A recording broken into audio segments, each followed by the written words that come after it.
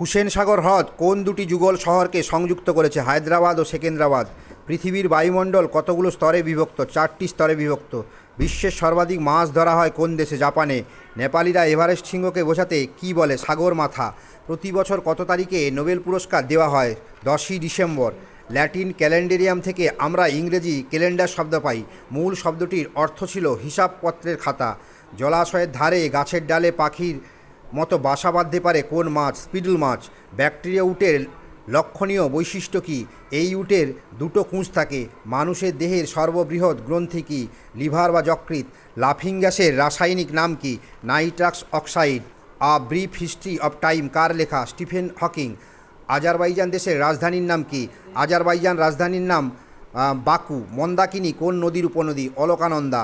আয়তনে দ্বিতীয় বৃহত্তম মহাদেশ কোনটি? আফ্রিকা। জাগুয়ার খনিতে কী পাওয়া যায়? দস্তা। ভারতে প্রধানত কোন দুটি রাজ্যে রবার গাছ দেখি? কর্ণাটক ও কেরালাতে।